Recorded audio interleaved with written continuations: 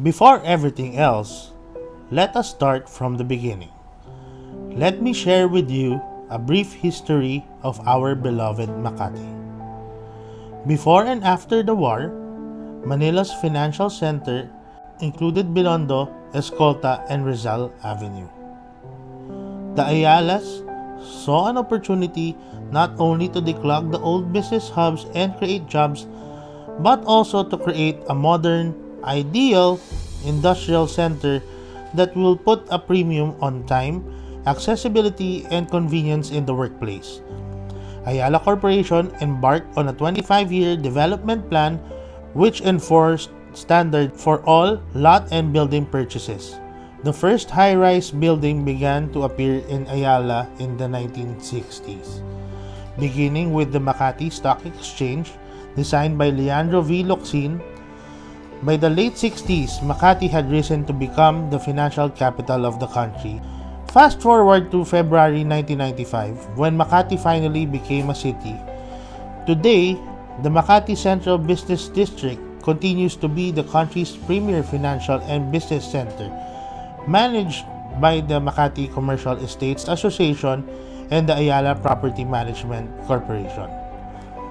New subdivisions were carved out adjacent to the elite clubs beginning in February 1948. By 1949, Forbes Park was briskly selling its lots. Construction of grand residential houses began shortly on Makati's Millionaires Row. In 1952, under Ayala's chief zone planner, Colonel Jaime Velasquez, an ambitious design to develop Makati into a self-sufficient community gave rise to more residential villages, namely San Lorenzo, Bel Air, Urdaneta, Dasmariñas, and Magallanes in September 4, 1963. Let's explore a few of Magallanes' landmarks that we've seen through the years. First and foremost is the Magallanes Interchange. It was conceived in 1969, first opened in 1975, and was one of the first structure of its kind in the country. It still is a main thoroughfare today.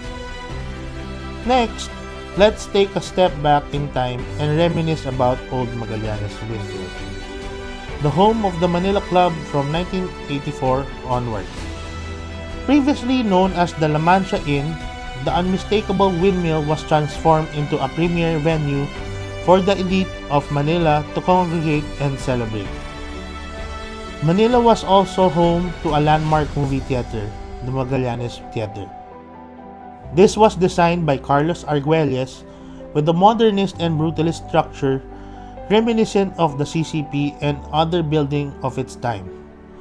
Magallanes Theater was located at the corner of EDSA at the Magallanes Interchange and was home to the original Pancake House restaurant, making it an easily accessible choice destination for families during those days. The land where it once stood is the location of the Barangay Magallanes Hall today. Last but certainly not the least is the St. Alphonsus Mary de Ligorie Parish. The parish church of St. Alphonsus was built in 1968 by national artist Leandro Locsin.